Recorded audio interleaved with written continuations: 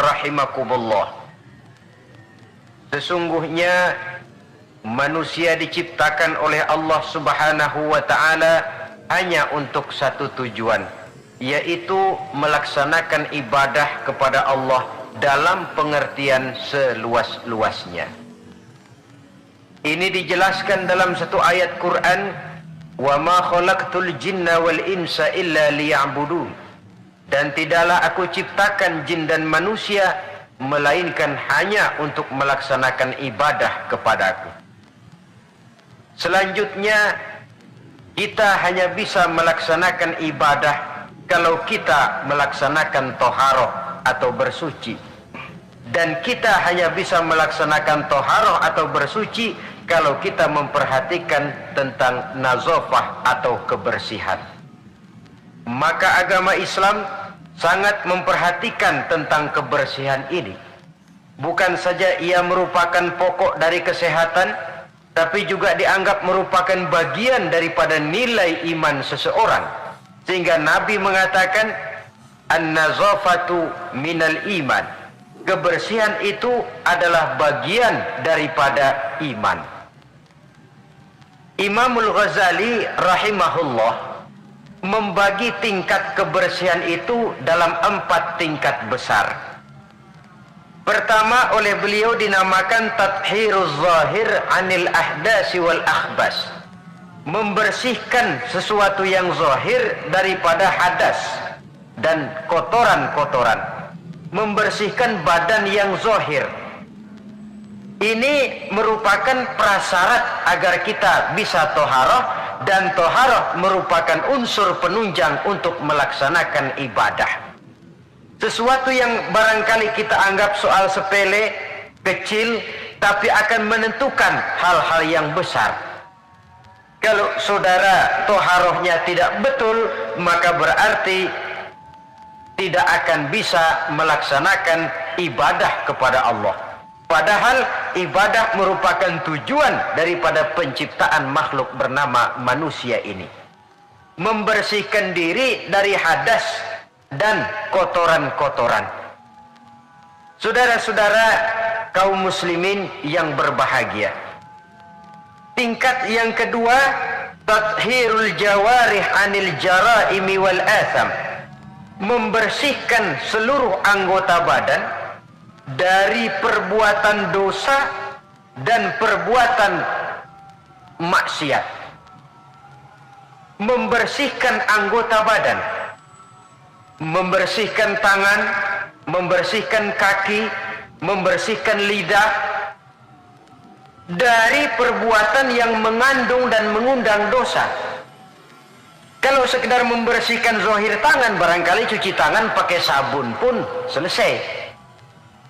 Tetapi membersihkannya dari minal jaraimi wal asab, dari perbuatan yang mengandung dosa dan kesalahan, ini merupakan tugas yang tidak ringan. Pada tahapan pertama, kebersihan yang diajarkan kepada kita umat Islam, bersih badan dari hadas dan segala kotoran yang berbentuk najis. Itu merupakan modal dasar supaya kalau itu bersih kita bisa wudu. Kalau sudah wudu kita bisa sholat dan bisa melaksanakan ibadah-ibadah yang lain. Orang tidak mengerti sistem ekonomi menurut Islam, barangkali di akhirat dia tidak akan disidang Allah, karena itu masuk wajib kifayah. Tapi orang tidak betul membersihkan diri daripada hadas, ini tanggung jawab individu, dan dia akan bertanggung jawab di hadapan Allah.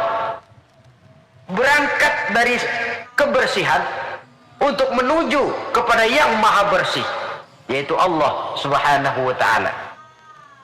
Berangkat dari kebersihan menuju ke yang maha bersih. Inilah perjalanan dari kehidupan manusia ini. Oleh karenanya dimulai itu dari pembersihan diri, dari segala macam kotoran, dari segala macam najis. Dan tidak usah, terutama adik-adik remaja, para pemuda, tidak usah malu mengkaji masalah-masalah agama, memulainya dari hal-hal yang mendasar kalau memang itu terpakai dalam kehidupan kita. Biasanya kalau diajak ngaji fikih bab apa, Hadas besar, hadas kecil lah, itu mah dari dulu. Dari dulu. Ya memang agama itu dari dulu begitu. Bahwa mau diskusi soal Allah, alam dan manusia, silahkan. Bahwa mau berfilsafat tentang sistem ekonomi dan kebudayaan menurut Islam, oke. Tetapi hal-hal yang mendasar dan terpakai dalam kehidupan sehari-hari jangan dianggap remeh, karena banyak hal-hal kecil yang kita remehkan pada akhirnya menjelimet jadi urusan besar yang mencelakakan kita. Semuanya, gedung yang paling tinggi pun selalu mulai dari pondasi dan lantai dasar. Tiang yang paling tinggi sekalipun mulainya rendah dulu. Begitulah kehidupan beragama yang besar ini dimulai dari kebersihan. Sampai Imam Ghazali memuat satu hadis dalam kitab Ihya beliau, buniyad dinu 'alan nazafah. Agama ini dibangun di atas kebersihan. Lah, kebersihan apa? Pertama, kebersihan zohir. Jadi badan kita ini bersih dari ketempelan najis, dari ketempelan hadas yang bisa menghalangi kita bersuci. Dan tanpa kesucian itu akan menghalangi kita untuk melaksanakan ibadah kepada Allah. Kalau itu sudah bersih, naik kepada kebersihan yang kedua sekarang. Lebih bersifat filosofis, tathhirul jawarih. Kalau badan sudah bersih dari kotoran-kotoran yang kelihatan, sekarang bersihkan anggota badan dari kotoran yang nggak kelihatan. Apa itu? Dosa, kesalahan. Dosa itu kan bakal jadi daki. Tahu daki? Yang kalau sudah berkarat dalam hati akan menjadi dinding yang membentengi dan membatasi kita dengan Allah. Apakah Allah jauh dari manusia? Tidak. Apakah Allah membatasi hubungan dengan manusia? Tidak. Yang membatasi manusia sendiri berupa lapisan-lapisan dosa yang dia kerjakan. Makin banyak dosanya, makin tebal dinding antara dia dengan Tuhannya. Dalam kondisi begitu, doa udah jauh banget dikabulin. Jadi kalau sudah berangkat dari kebersihan badan, melangkah yang kedua, anggota badan bersihkan dari kotoran yang nggak kelihatan. Apa itu? Anil jaraim, dari perbuatan dosa. Tangan bersihkan. Makanya tidak cuma sekedar lewat itu, lewat wudu saja kita sudah diajarkan toh. Ketika membasuh dua tangan di awal wudu, Allahumma inni as'alukal yumna wal barakah wa a'udzubika minasyu'mi wal halakah. Ya Allah, saya mohon kepadamu keberkahan di dua tangan ini ya Allah. Supaya tangan ini dibawa dagang untung, dibawa bertani panen, dibawa ngobyek gol. Tangan yang membawa berkah. Wa a'udzubika minasyu'mi wal halakah. Saya berlindung kepadamu ya Allah, jangan sampai tangan ini membawa bencana dan kesialan dan kerusakan. Tangan panas namanya. Dewa nanam podan mati, pakai ngobek bantet, pakai nempeleng orang mati, tangan sial. Itu saja sudah mengarah kepada kebersihan dari kotoran-kotoran yang tidak kelihatan. Saudara-saudara dewasa ini, manusia disibukkan oleh masalah pencemaran lingkungan hidup, sehingga nampaknya benar-benar sudah gawat. Dunia ini satu wujud yang kecil ketimbang planet-planet lainnya, planet bumi kita ini. Dan kita bersyukur bahwa oleh Allah kita ditempatkan di bumi yang memberikan kita apa yang kita perlukan. Coba kalau kita tinggal di bulan atau di Mars, unsur penunjang hidup kan tidak ada di sana. Jangankan untuk mengembangbiakkan keturunan, untuk melangsungkan kehidupan saja sudah sulit. Bumi yang kita tinggali ini, planet dunia ini, pada dasarnya memenuhi apa yang dibutuhkan oleh manusia. Air untuk minum, tumbuh-tumbuhan untuk bernaung, untuk dimakan, hewan dan sebagainya. Tapi setelah masuknya era industri dan pemakaian alat-alat modern, mulai terjadi penyalahgunaan berbagai sumber daya alam, lalu terjadilah apa yang disebut pencemaran alam. Orang mulai cemas, orang mulai bingung, orang mulai panik bahkan di sebagian tempat. Ini apa ini? Berangkat dari tingkat kesucian yang kedua. Suci anggota badannya dari perbuatan dosa. Saudara hadirin yang saya hormati, hilangnya keseimbangan alam akan merugikan manusia.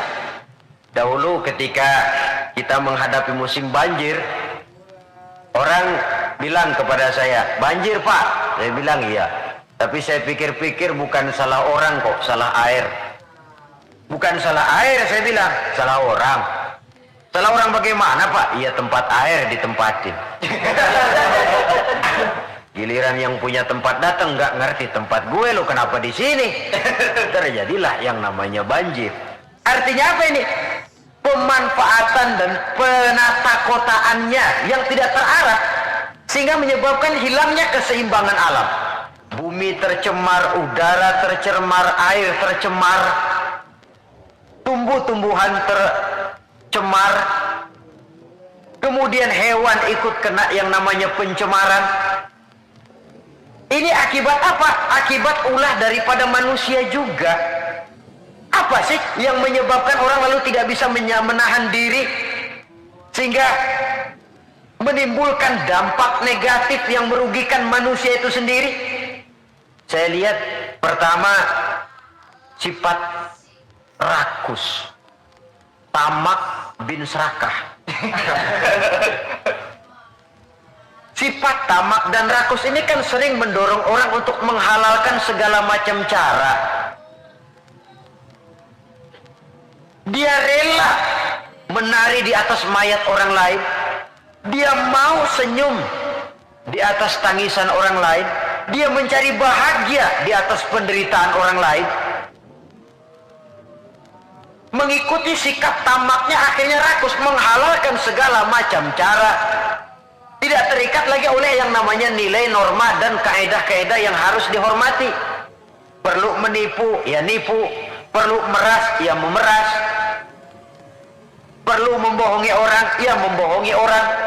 Sikap tamak cenderung mendorong orang untuk menguras sumber daya alam sehingga alam lalu kehilangan keseimbangannya. Ketika terjadi musibah, sasaran utama tentu manusia sendiri. Karena tamak orang nggak sanggup lagi menjaga anggota badannya. Tangan seambil-ambilnya, mulut seomong-omongnya, mata selihat-lihatnya, mulut semakan-makannya, perut seisi-isinya. Tidak lagi selektif. Sedangkan kita orang Islam ini umat yang selektif. Bahwa kita makan, kita minum, kita berpakaian, seluruhnya dibatasi oleh pertanyaan, yang saya minum ini, yang saya makan ini, yang saya pakai ini, yang saya usahakan ini, Allah ridho apa tidak? Itu bedanya orang Islam dengan orang yang di luar Islam. Ada kaidah dan norma yang membatasi dia, yaitu pertanyaan Allah ridho apa enggak. Bukan cuma mengejar keuntungan relatif, bukan cuma mengejar keuntungan yang sedikit lalu menguburkan dan menentang hati nurani sendiri. Karena sikap tamak, orang tidak sanggup mengendalikan diri, maka seluruh anggota badannya lalu tidak terjaga lagi anil jaraim, dari perbuatan dosa dan salah. Hilang sudah. Nah, orang begini kalaupun dia suci daripada hadas kecil dan hadas besar, tapi anggota badan lainnya tidak terpelihara dari perbuatan dosa, lah sama juga bohong. Hadas kecil nggak punya, hadas besar nggak punya, wudu sering tapi nyolong jalan terus. Mulutnya fitnah orang, suka betul, gunjing orang, iya. Makan yang haram, iya. Nipu orang lain, iya. Itu namanya tidak menjaga anggota badan dari kotoran-kotoran yang abstrak. Ini yang saya lihat penyebab pertama, sikap tamak. Yang kedua, sikap materialistis. Ini merupakan pemacu paling utama. Sikap materialistis yang ideologinya biasanya ideologi perut ini. Hidup cuma isi perut. Karena itu materi tujuan utama. Kalau perlu nipu, nipu. Kalau perlu ngebohongin orang. Kalau perlu korupsi, korupsi. Sampai sekarang ini bukan cuma buku, bahkan sampai kepada hak cipta, sampai kepada produksi, sampai kepada hal-hal yang berkaitan dengan hubungan dengan dakwah, masih terkena yang namanya bajakan. Dan yang aneh bahwa ya tahu itu barang bajakan, toh masih ada saja yang mau jual. Ini kalau tidak didorong oleh sikap materialistis, mengejar keuntungan relatif dengan menekan perasaan pribadi, sudah merugikan orang lain, merugikan teman, gak soal. Bahwa dia menari di atas penderitaan orang, bahwa dia senyum di atas bangkai saudaranya misalnya, bukan soal bagi dia. Yang penting target materi tercapai. Kalau sudah kemarilah cara berpikir orang, bukan saja dia menginjak hak azasi daripada orang lain, tapi dia sudah menjerumuskan dirinya sendiri. Mungkin dia orang macam ini terlepas dari pengadilan dunia, tapi tidak seorang pun yang akan lepas dari pengadilan Qadhi Rabbul Jalil, di mana akan diputar seluruh film kegiatan hidup kita, sejak dari yang sekecil-kecilnya sampai kepada yang sebesar-besarnya. Apalagi di zaman di mana orang sekarang ini gampang nekat, merasa didlek, buntu, apalagi di belakang dilihat merasa ada backingnya, jaluknya jadi naik, kepalanya jadi besar, hidungnya jadi mekar, lalu membusungkan dada, timbul sikap sombong dan cenderung menganggap enteng kepada orang lain. Padahal kalau sudah ada kecenderungan menganggap remeh dan enteng orang lain, itu tandanya orang sudah mulai kehilangan kepercayaan kepada dirinya sendiri. Karena itu Islam mengajarkan la yu'minu ahadukum hatta yuhibba li akhihi ma yuhibba li nafsihi. Belum sempurna iman kamu sampai kamu cinta kepada saudaramu sebagaimana kamu cinta kepada dirimu sendiri. Artinya apa ini? Mengukur orang lain dengan diri sendiri. Kalau orang lain tanpa salah saya tempeleng, sakit nggak? Sakit. Saya pun begitu. Kalau orang lain tanpa salah difitnah, sakitkah dia? Sakit. Saya pun begitu. Yang tidak enak terjadi pada diri saya akan begitu juga kalau terjadi pada diri orang lain. Maka pertimbangannya adalah diri sendiri. Kalau sudah ke sana cara berpikir orang, dia nggak brutal, nggak lalu ingin mengejar keuntungan karena sikap tamak dan rakus, lalu mengabaikan rasa persaudaraan, rasa persatuan, rasa solidaritas. Yang penting uang masuk. Mungkin di dunia banyak pihak bisa kita kelabuin, tapi sanggupkah kita ngebohongin Allah? Mungkin banyak saksi ada charge yang kita bayar bisa meringankan kita, tapi sanggupkah kita mencari saksi ada charge di akhirat nanti? Keyakinan semacam ini yang membatasi pola dan gaya seorang muslim dalam menjalani kehidupan. Dia berupaya menjaga kebersihan, setelah kebersihan badannya, kebersihan anggota badannya dari perbuatan yang mengundang salah dan dosa. Setelah sikap materialis, saya lihat lagi yang mendorong orang tidak sanggup mengendalikan diri dan menjaga diri dari kotoran tadi. Apa? Takabur dan kurangnya rasa malu. Kalau tidak punya rasa malu sama sekali. Ini membudayakan rasa malu zaman sekarang saya anggap penting ini. Di saat nilai bergeser, prinsip orang sekarang sudah prinsip hidup cuek sih. Kenal cuek? Cuek kenal gak? Sebodoh teing sama orang lain. Malah ada pepatah Arab yang saya lihat banyak dipakai orang sekarang. Bul ala zamzam fatu'araf katanya. Kencingi air zam-zam nanti kamu terkenal. Artinya kalau pengen terkenal bikin yang aneh-aneh. Sumur zam-zam dikencingin, tuh bakal terkenal seluruh dunia. Orang kenal, gila benar tuh nyumur sumur zam-zam dikencingin. Terkenal tapi terkenal nggak benernya. Nah orang nggak peduli bener apa nggak bener, yang penting terkenal dulu. Istilahnya biar tekor asal nyohor. Artinya kalau pengen cepat terkenal, bikin yang aneh-aneh. Pakaian yang aneh-aneh, rambut yang aneh-aneh, gaya jalan yang aneh-aneh, cara bergaul yang aneh-aneh, makin dianggap aneh, makin cepat terkenal. Kalau dulu kita dianggap aneh kan malu, risih rasanya, riskan. Orang apa sih kamu pada ngeliatin gua, ada yang gak beres apa? Sekarang malah sengaja dicari yang paling aneh dan demonstratif. Demonstratif. Membudayakan rasa malu ini saya anggap cukup mendesak zaman sekarang ini. Sebab ini termasuk salah satu sumber etika. Pejabat tahu malu, pengusaha tahu malu, organisasi tahu malu, pemimpin tahu malu, orang tua tahu malu, anak muda tahu malu, remaja tahu malu. Apalagi kalau mau bercermin kepada Rasulullah sallallahu alaihi wasallam. Imam Abu Ja'far Al-Barzanji menceritakan akhlak Nabi itu, wa kana sallallahu alaihi wasallam syadidal haya. Beliau orangnya sangat pemalu. Dari saking malunya saja, pernah ketika remaja diajak memperbaiki Ka'bah naik ke atas, jubahnya tersingkap angin, kakinya kelihatan dengan orang di bawah, beliau turun muka pucat merah, keringat bercucuran karena kakinya kelihatan oleh orang di bawah, padahal orang yang di bawah laki-laki semua, malu. Saya lihat zaman sekarang malu nomor 18. Yang penting nyohor dulu. Kalau masih ada rasa malu kan masih ada semacam nilai yang harus kita indahkan. Tapi kalau sudah ada rasa malu, tidak ada rasa menyesal, tidak ada rasa telah melakukan sesuatu yang tidak baik. Itu akibatnya kalau sudah kehilangan rasa malu. Saudara-saudara kaum muslimin yang berbahagia, apa nasibnya agama umat ini kalau kita sudah kehilangan rasa malu? Perbuatan apa yang tidak akan negatif dan tidak akan mengarah setidak-tidaknya kepada perbuatan negatif kalau kita sudah tidak punya rasa malu?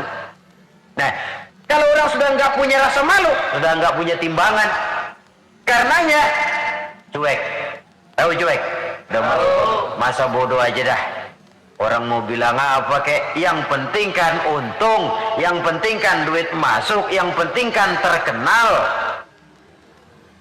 Sehingga jangan heran kalau sekarang di kampung-kampung walau orang pakai baju kayak mau mentas di televisi saja, padahal nggak kemana-mana.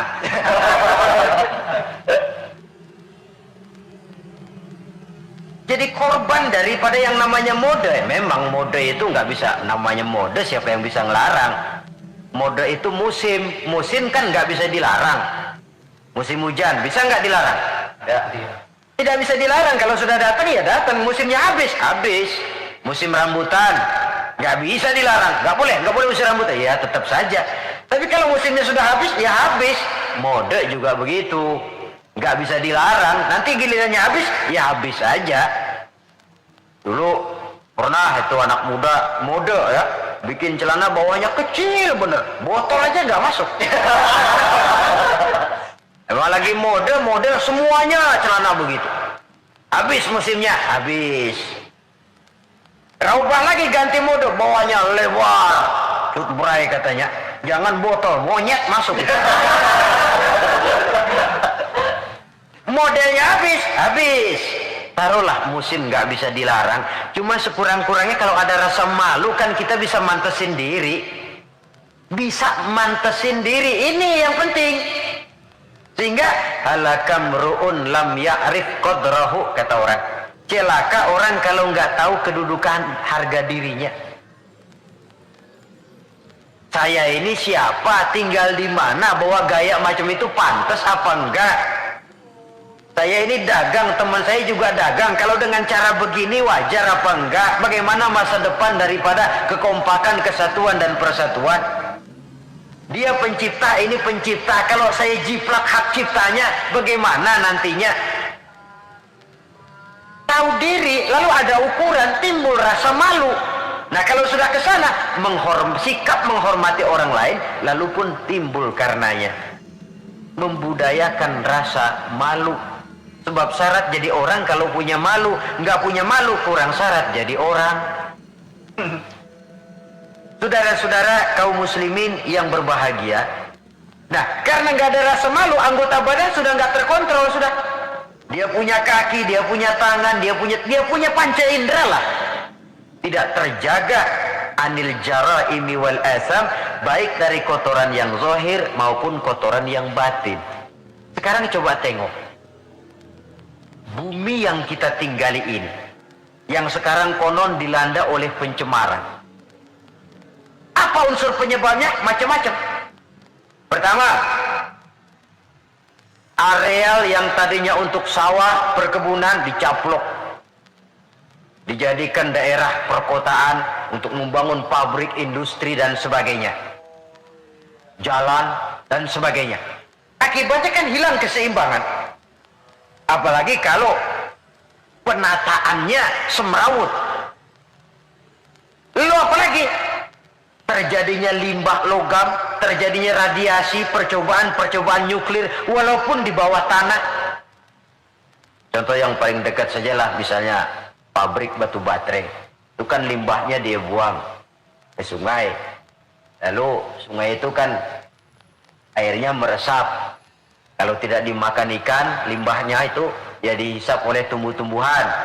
Nah, dari beberapa penyelidikan kemudian ternyata bahwa banyak tumbuh-tumbuhan menyimpan racun dari sebab radiasi tadi. Dan tumbuhannya atau hewannya nanti dimakan oleh manusia. Akibatnya akan kembali kepada manusia itu sendiri. Belum lagi yang namanya pencemaran udara, pencemaran air. Di zaman sekarang orang sudah agak sulit mencari yang namanya air bersih. Masing-masing berlomba memperbesar jet pump, menyerot sekuat-kuatnya. Saudara hadirin yang saya hormati, begitulah kalau manusia sudah kehilangan rasa malu, dia cenderung melakukan dan menghalalkan segala macam cara untuk mencapai tujuannya. Dan kita sama-sama tahu inilah prinsip orang-orang yang anti Tuhan, yaitu kaum komunis. Asal tujuan tercapai, cara apapun saja halal. Dan kita tidak diajarkan semacam itu.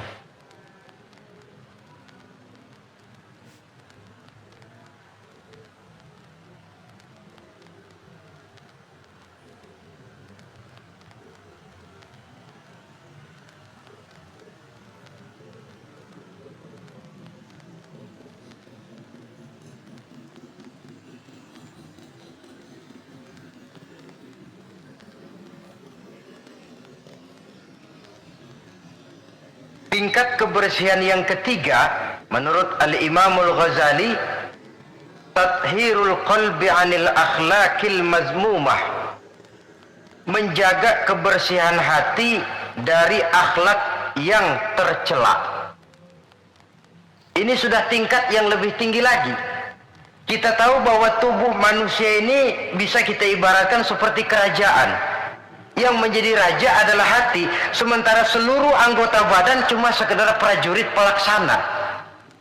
Itu sebabnya dalam satu hadis dikatakan oleh baginda Nabi, ala inna fil jasadi mudghah, iza salahat salahal jasadu kulluh, wa iza fasadat fasadal jasadu kulluh, ala wahiyal qalbu. Ketahuilah bahwa dalam tubuh manusia ada segumpal daging. Kalau daging itu baik, seluruh tubuh akan menjadi baik. Kalau daging itu rusak, seluruh tubuh akan ikut menjadi rusak. Dan daging itu tidak lain adalah hati. Hati adalah komandan, jenderal. Sementara seluruh anggota badan yang lain merupakan prajurit pelaksana yang hanya patuh kepada komando jenderal. Kaki hanya bergerak kalau hati bilang jalan kau. Tangan hanya bergerak kalau dikomandoi oleh hati. Maka kalau hati baik, seluruh anggota badan akan mengarah kepada yang baik. Tapi kalau hati rusak, anggota badan akan mengarah kepada yang rusak juga. Tapi ini lalu tidak berarti orang harus berpikir terbalik. Kalau begitu, yang penting hati kita baik kan. Gak sembahyang juga kalau hati udah baik, gak ngapa-ngapa udah. Itu pemikiran yang paling keliru. Karena bagaimanapun kita dalam beragama ini kan punya standar, punya ukuran. Standarnya siapa? Ya baginda Rasulullah. Beliau hatinya orang yang paling baik, tapi tetap sholat. Beliau orang yang hatinya bersih, tapi hukum halal haram tetap berlaku. Beliau orang yang hatinya sangat bening, tapi tetap puasa Ramadan dan sebagainya, ibadah-ibadah yang itu standar namanya. Kalau merasa hati sudah bersih, oh biar gua nggak sembahyang juga tapi hati kan bersih. Loh, prinsip itu saja sudah menjelaskan ngeresnya hati. Saudara hadirin yang saya hormati, oleh karena itu membersihkan hati dari akhlak yang tercela ini merupakan tugas utama. Bahkan dijelaskan oleh Imam Al-Ghazali, penyakit zohir sangat jauh bedanya dengan penyakit hati, penyakit batin. Apa bedanya? Pertama, kalau penyakit zohir, biasanya kita yang punya penyakit lebih tahu dari orang lain. Tapi kalau penyakit hati, penyakit batin, biasanya orang lain lebih tahu dari kita yang punya penyakit. Misalnya, kita punya bisul di belakang, itu penyakit zohir kan? Kita tahu, orang lain nggak tahu. Enak temen datang bercanda, dia tepak aja belakang. Udah melintir-melintir kita. Dia nggak tahu, kita tahu. Penyakit zohir, kita yang punya penyakit lebih tahu dari orang lain. Tapi kalau penyakit hati, penyakit batin, kadang-kadang orang lain lebih tahu, kita yang punya nggak berasa. Misalnya sombong, ya. Kita nggak berasa, kita anggap wajar saja. Orang lain yang nilai, sombong sih kamu. Hasud, dengki, kita anggap wajar. Orang lain bilang, karangan hatimu, hasud betul sih, nggak seneng lihat orang lain dapat nikmat. Tetangganya beli TV aja meriang. Saudara hadirin, penyakit batin orang lain lebih tahu dari kita. Lalu apalagi bedanya? Kalau penyakit zohir, penyakit badan, itu hanya merusak kehidupan dunia, resikonya paling-paling mati. Tapi penyakit batin tidak hanya merusak kehidupan dunia, ikut juga menghancurkan kehidupan akhirat. Saudara kena penyakit dunia, penyakit zohir ya, taruhlah kanker misalnya, taruhlah darah tinggi misalnya, paling-paling mati, itu saja. Dunia saja. Tapi kalau saudara terserang penyakit sombong, ria, takabur, ujub, sum'ah, bukan cuma dunia, di akhirat dia akan jadi racun yang menggeragoti amalan kita. Dunia akhirat dirusak. Penyakit sombong. Di dunia umumnya kan kita jarang mau berteman sama orang sombong, menjauh malah. Sombong benar siapa teman lo, begitu. Di akhirat, al-mutakabbir itu cuma Allah kok. Salah satu asmaul husna al-mutakabbir, Allah itu. Yang sombong, yang pantas sombong cuma Allah. Anal mutakabbir, akulah yang paling besar. Makanya takabur itu asal katanya takabbaro ya takabbaru, membesar-besarkan diri. Nggak besar aja, gedein aja dirian-dirinya. Saudara hadirin yang saya hormati, yang ketiga, kalau penyakit zohir banyak dokternya, apalagi di zaman spesialisasi sekarang ini, tinggal nyari aja dah. THT, yang kanker, yang tulang, yang jantung, yang macam-macam penyakit, ada dokter spesialisnya. Tapi penyakit batin cuma agama dan kemauan dari orang yang bersangkutan untuk memperbaiki diri. Tanpa itu sulit untuk dirubah. Tanpa dekat dengan agama, tanpa kemauan yang kuat memperbaiki diri, orang sulit terobati dari penyakit-penyakit batin. Makanya kalau para dokter sangat serius melakukan penyelidikan, mencari penangkal obat, penangkal penyakit yang hanya merusak kehidupan dunia, apa kita nggak lebih sungguh-sungguh memusatkan perhatian, mengobati penyakit yang kalau diserang penyakitnya bukan cuma dunia, akhirat ikut bangkrut. Itu yang dinamakan dengan penyakit-penyakit batin. Saudara hadirin yang saya hormati, ada lagi di zaman sekarang orang berpikir, yang penting kan percaya saja sama Tuhan, lalu hati baik, sudah cukup. Loh, kalau memang percaya kepada Tuhan dan hati baik cukup, tidak perlu Allah sampai mengutus 25 Rasul ke alam ini. Sebab tanpa Rasul pun manusia bisa kok kenal Tuhan. Cuma Tuhan yang mana? Yang sebenarnya Tuhan atau cuma yang dipertuhan saja? Yang bukan Tuhan tapi dianggap Tuhan? Tanpa mengutus Rasul mungkin manusia percaya bahwa di luar kekuatannya ada super power yang manusia merasa bergantung ke sana. Lalu menegakkan tata cara peribadatan untuk menghormati sang super power tadi. Tetapi percaya kepada Allah itu kan tidak cukup cuma sekedar percaya saja. Lantas diiringi dengan pelaksanaan ibadah yang sasarannya untuk mencapai bersihnya hati ini. Saudara hadirin yang saya hormati, jadi tingkat yang ketiga kebersihan yang diajarkan, kebersihan hati. Biar badan kita bersih dari hadas kecil, hadas besar, tapi kalau hati kita kotor, ngeres, orengan hatinya. Tidak senang lihat orang lain dapat nikmat, tidak senang lihat orang lain lebih maju, takabur, merasa diri paling besar, ujub, ria, semua yang dikerjakan selalu pengen didengar orang, dilihat orang, tuh show only. Apa saja sudah supaya dipuji orang, dilihat orang, didengar orang, hilang keikhlasannya. Bersih anggota badannya, tapi kotor hatinya. Ini kontras. Sebaliknya, hatinya bersih, tapi badannya hadas besar nggak kenal, hadas kecil apalagi. Wah ya, bagaimana bisa berhubungan dengan Allah?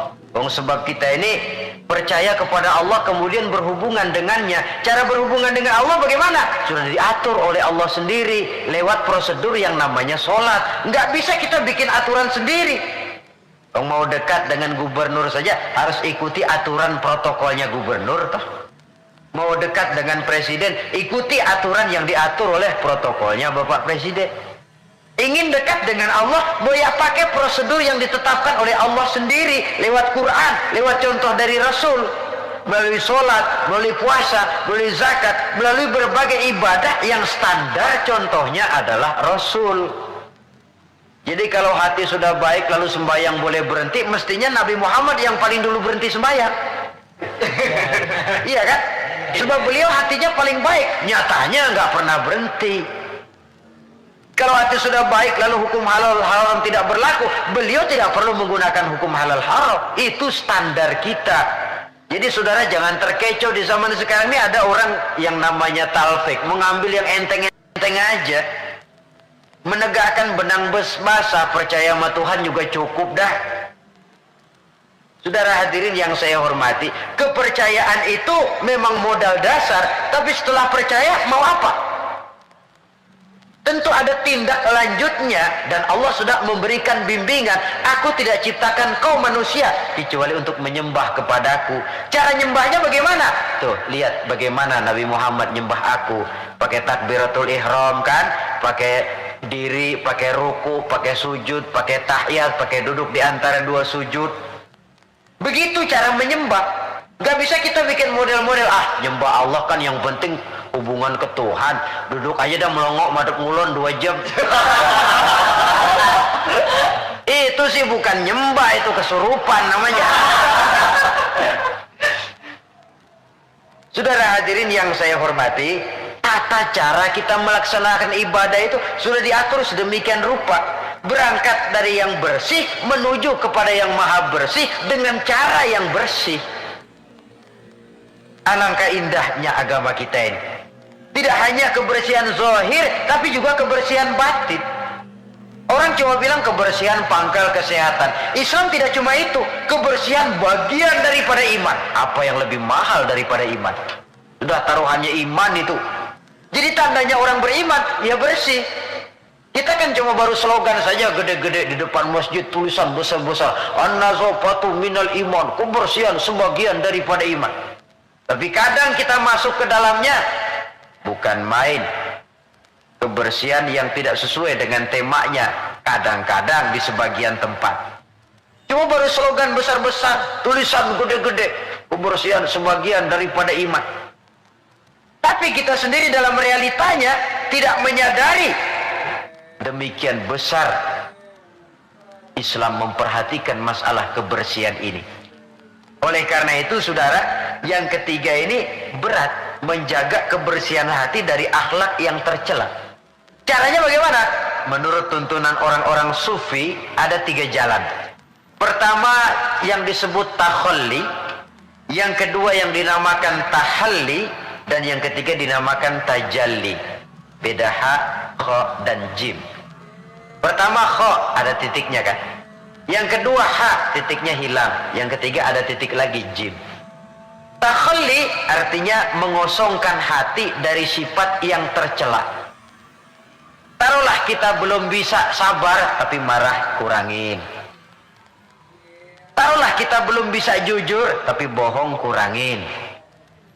Orang yang nggak bohong belum tentu jujur loh. Ya, nggak bohong itu belum tentu jujur. Sebab ada orang nggak mau bohong tapi nggak mau menyampaikan apa adanya. Bohong sih nggak, cuma apa adanya nggak dia sampaikan. Saudara hadirin yang saya hormati, itu yang disebut takhalli, mengosongkan diri dari semua sifat yang tercela. Suka nipu orangnya dibuang, suka ngerugiin orangnya dibuang, takabur, riya, sombong dibuang. Itu yang namanya takhalli, mengosongkan diri dari semua sifat yang tercela. Kalau itu sudah tidak ada, lalu tahalli, hiasi hati yang sudah kosong dari sifat yang tercela tadi dengan sifat-sifat yang terpuji. Begitu takaburnya hilang, muncul tawadu, rendah hati. Begitu riyanya habis, ikhlasnya timbul. Begitu kufurnya hilang, syukurnya muncul. Tahalli namanya. Jadi ibarat rumah, habis kita sapuin, kita pajangin, dekorasiin, didekor lah. Taruh yang pantas ini, foto di mana. Sebab bagus pun kalau nggak pada tempatnya, tentu tidak baik jadinya. Nah, kalau sudah tahalli, menghiasi diri dengan sifat-sifat yang terpuji, tajalli, nanti akan nampak kekuasaan Allah di hadapan kita. Diberikan oleh Allah sesuatu yang tidak diberikan kepada orang lain. Satu keistimewaan dari Allah Subhanahu wa ta'ala. Dan cerminnya itu hati, saudara-saudara. Kalau itu kotor, udah kotor yang lain.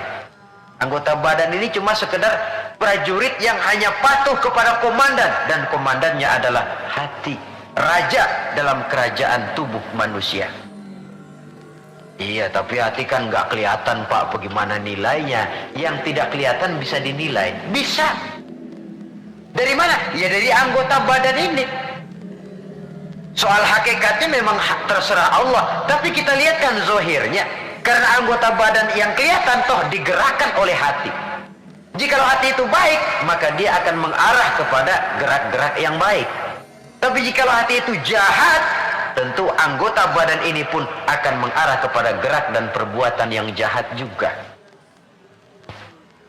Nah, kemudian tingkat kebersihan yang tertinggi yang terakhir, yang keempat, tathhirus sirri amma siwallah, membersihkan diri, membersihkan seluruh rahasia dari yang selain Allah. Nah, ini sudah kelasnya para anbiya ini.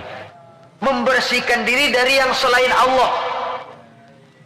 Nah, apa orang kayak begini sudah nggak perlu dunia? Perlu, tapi ala kadarnya, dan dunia dia gunakan penunjang jalan menuju Allah. Semua kegiatan hidupnya tujuannya sudah Allah saja. Dan memang itu idealnya. Menjadikan Allah sebagai tujuan akhir dari seluruh kegiatan hidup kita.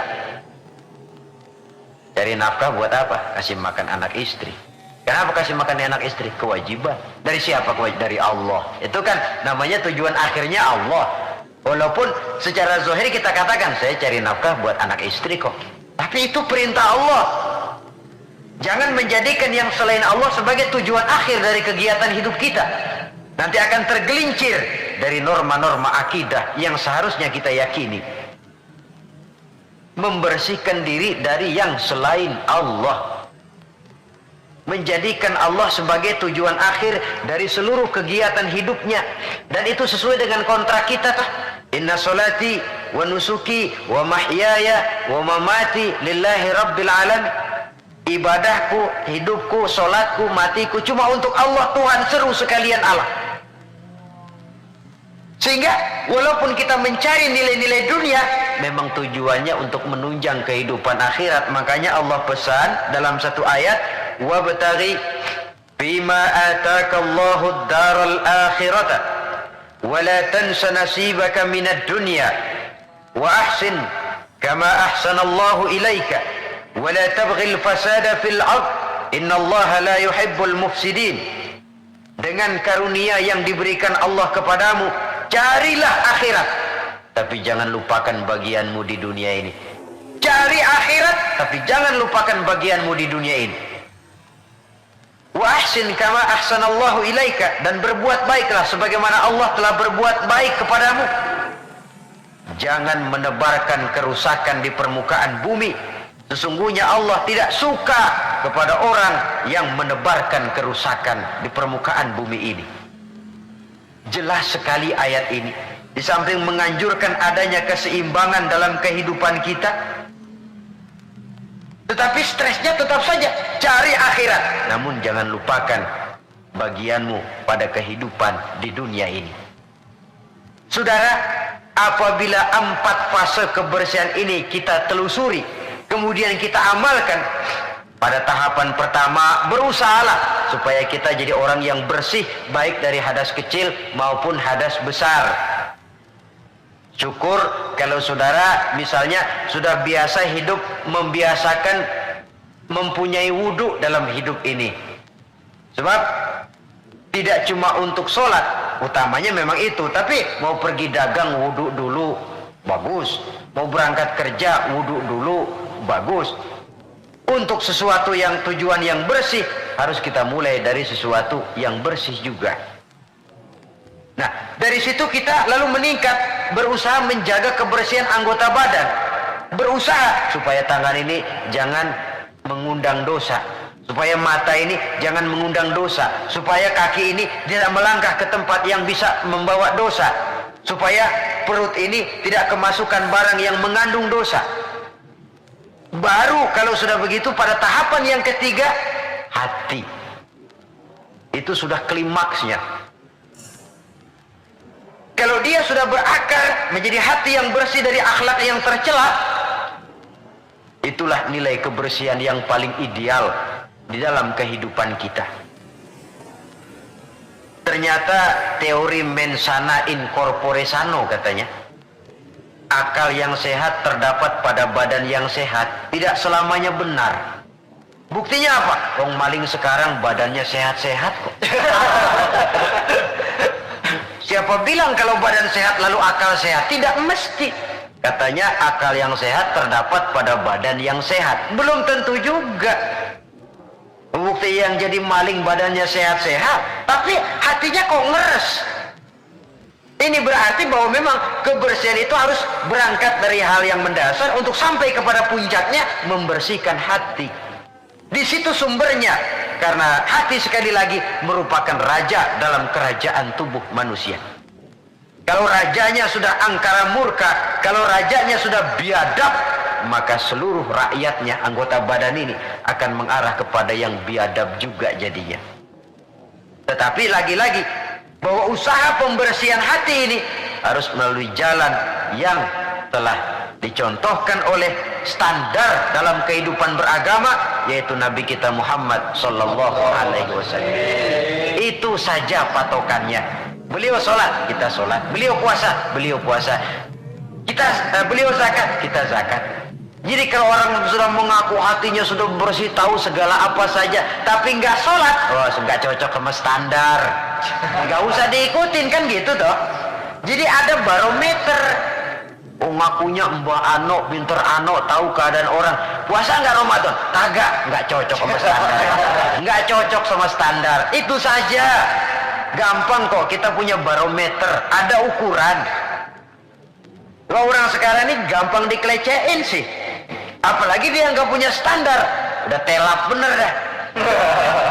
Saudara hadirin yang saya hormati, standar dalam kehidupan beragama tidak lain baginda Nabi.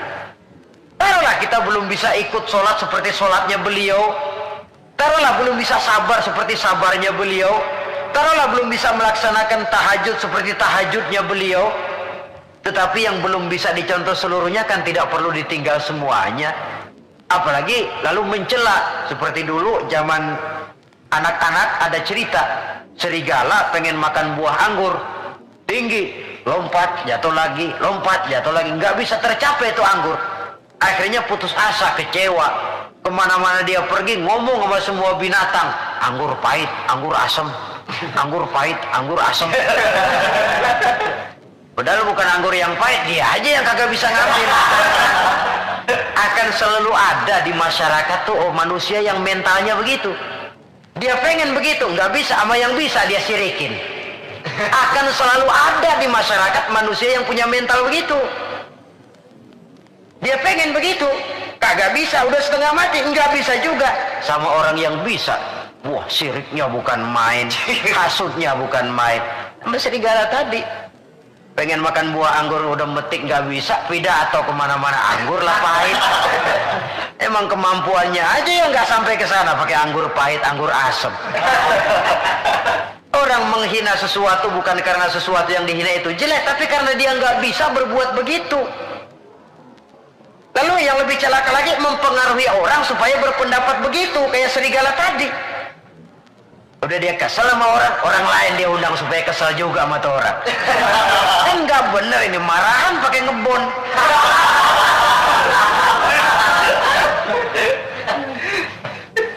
Akan selalu ada di tengah masyarakat orang yang punya mental yang disebut rationalization itu, rationalization. Penyakit kejiwaan itu sebenarnya. Dia pengen punya televisi, setengah mati, nggak bisa juga. Tetangganya bisa duluan, habis dia katain. Emang dia miara tuyul. Sudah macam-macam. Saudara hadirin yang saya hormati, jadi sekali lagi kita berangkat dari standar. Kalau sama dengan standar, mari kita ikuti. Kalau tidak sama dengan standar, berpikirlah lebih jauh lagi. Karena agama ini ajarannya jelas, yang jadi contoh dalam pelaksanaannya juga jelas. Jangan dalam kejelasan lalu kita cari yang remeng-remeng dan samar-samar. Apalagi di zaman dimana orang sekarang mudah kehilangan pegangan hidup. Dalam kondisi kalut, nyari pegangan. Ya orang kalau lagi hanyut di kali, rumput juga dia pegangin. Dia tahu rumput lemah, nggak akan kuat nahan bobot badan yang berat. Tapi karena lagi perlu, tahu dia pegang juga. Ini kan cermin dari jiwa manusia. Dalam keadaan goncang, dia perlu pegangan. Ya untung kalau ketemu yang baik. Kalau enggak, sepegang-pegangnya. Saudara hadirin yang saya hormati, jadi dengan demikian kita ambil kesimpulan. Pertama, Islam agama yang sangat memperhatikan kebersihan. Baik itu kebersihan zahir, lebih-lebih lagi kebersihan batin. Yang kedua, dalam Islam kita berjalan menuju zat yang maha bersih. Karenanya harus bertolak dari kebersihan. Yang ketiga, kebersihan diawali dengan hal yang paling mendasar, kebersihan pribadi. Lalu nanti kalau sudah mengarah kepada anggota badan, itu sudah termasuk menjaga kebersihan kolektif, bermasyarakat. Artinya, kalau anggota badan kita sudah terpelihara dari perbuatan dosa, artinya kan kita sudah menjaga diri, jangan sampai merugikan orang lain. Jangan sampai membuat onar di masyarakat. Jangan sampai menimbulkan kerugian kepada sesama. Itu sudah mengarah kepada dampak kehidupannya dalam masyarakat. Kalau yang pertama tadi, tingkat kebersihan pertama, individu bersih dari hadas kecil dan hadas besar. Nah, yang kedua, tatkala bersih anggota badan dari perbuatan dosa, ini sudah mengarah kepada menjaga ketenangan dalam masyarakat. Ya, masyarakat kita, yang petani, masyarakat petani, yang pedagang, masyarakat pedagang, yang mahasiswa, masyarakat mahasiswa, yang politikus, masyarakat politikus, yang seniman, masyarakat seniman, masing-masing pihak menjaga anggota badan dari perbuatan yang bisa berbuat dosa. Itu sudah termasuk menjaga kemaslahatan dan keselamatan bersama. Nah, kalau sudah sampai kepada puncaknya, pembinaan pribadi, pembersihan hati dari sifat-sifat yang tercela. Kemudian menghiasinya dengan sifat-sifat yang terpuji untuk mencapai satu makom yang tinggi di hadapan Allah Subhanahu wa Ta'ala. Mungkin dengan pendidikan, dengan pangkat, dengan harta, kita bisa berlomba mencari kedudukan di dunia. Tapi kedudukan di sisi Allah hanya bisa dibeli dengan prestasi ibadah. Yang prestasi ibadah itu akan membentuk hati yang baik. Jadi dengan kata lain, antara pelaksanaan ibadah dengan hati yang baik itu berkaitan. Kalau tidak, salah satunya sulit untuk terwujud. Artinya dari hati yang baik timbul semangat ibadah. Dari semangat ibadah, hati lalu menjadi baik. Ada semacam interaksi. Oleh karenanya saya berharap dari pertemuan kali ini, marilah kita sama-sama menjaga diri, baik dari kotoran zahir maupun kotoran batin. Menjaga kebersihan diri, rumah tangga, lingkungan, masyarakat, bangsa dan negara kita demi untuk kemaslahatan bersama. Sekian dan demikianlah. Dan pada akhirnya sebagai uraian penutup Al-Baqarah 172, Allah Subhanahu wa Ta'ala berfirman, Ya ayyuhalladzina amanu kulu min thayyibati ma razaqnakum washkuru lillah in kuntum iyyahu ta'budun. Hai orang-orang yang beriman, makanlah kamu dari yang baik-baik dari rezeki yang telah kami berikan kepadamu, dan bersyukurlah kepadanya, dan hanya kepadanya lah hendaknya kamu menyembah dan beribadah. Terima kasih. Wassalamualaikum warahmatullahi wabarakatuh. Waalaikumsalam warahmatullahi wabarakatuh.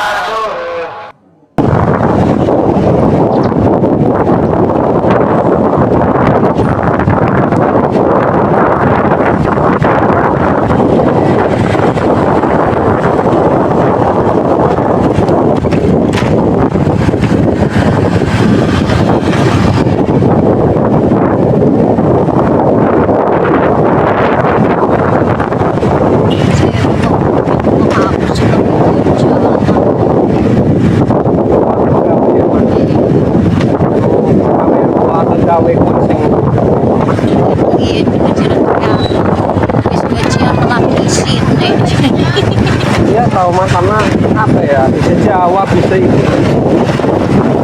ada hasilnya soalnya, ada buktinya, pengambilan terus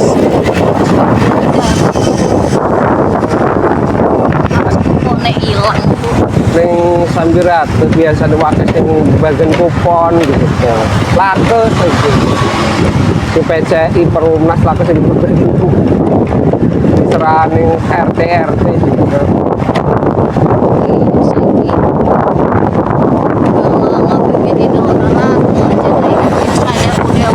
plastik gede aja ngambil masuk sama plastik cintir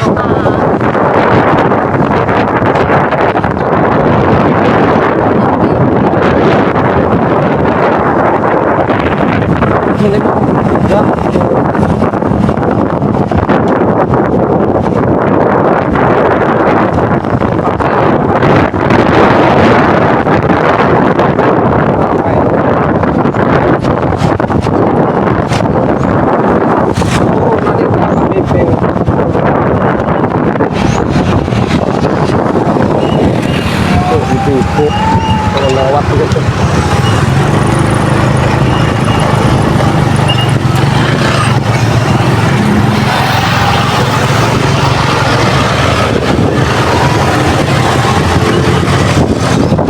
Ada wad-wad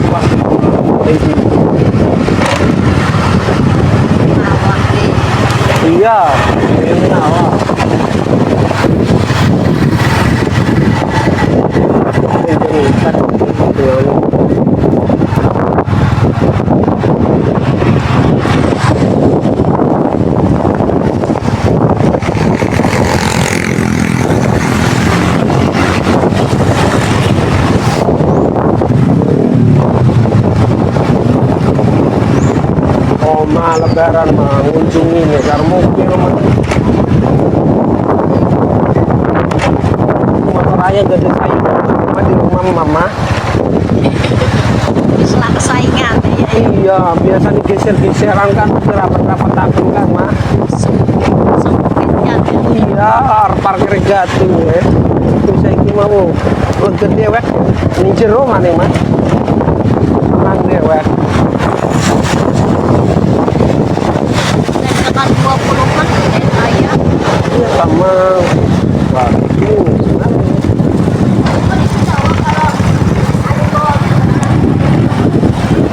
relatif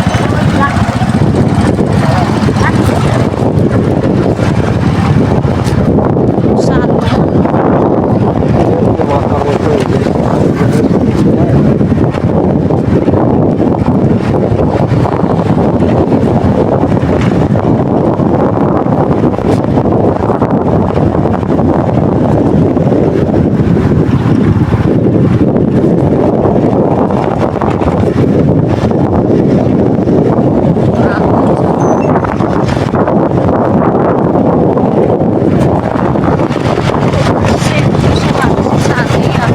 iya jadi kunci orang Jawa. Menara nih mas.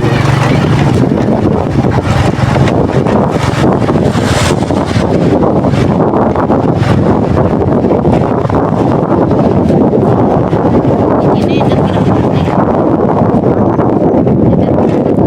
Japolo mas. Hah? Japolo.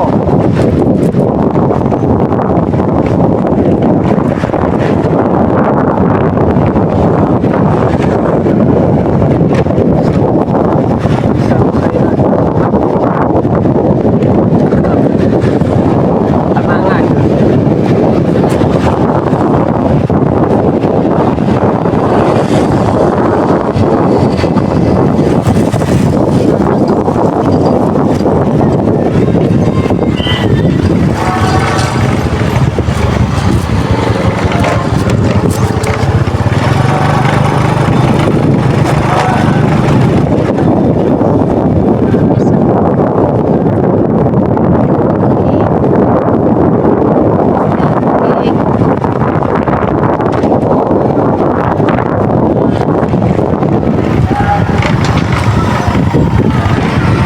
Ayah belok nih kan di sini.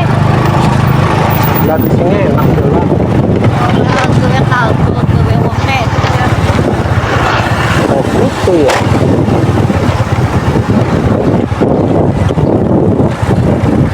Adem ya guys. Yang satu tidur taruh di mana ya? Oh udah 25 belum? Lu masih bertiga. Jangan ngomong masuk nantinya. Lagi nanya ngomong. Iya, menit-menit akhir 25 tuh. Jangan kayak gitu. Kali mancing ke atau suara gitu.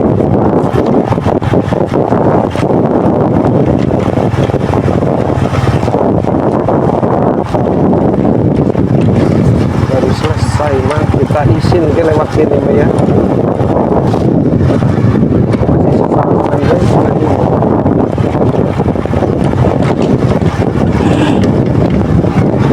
Masih satu guys ya.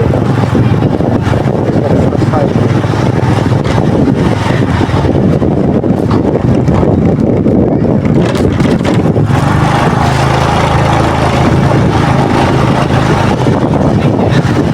Bisa ngomong. Berapa? Sedikit ya. Di situ kakak di Iya. Jogja. Apa aja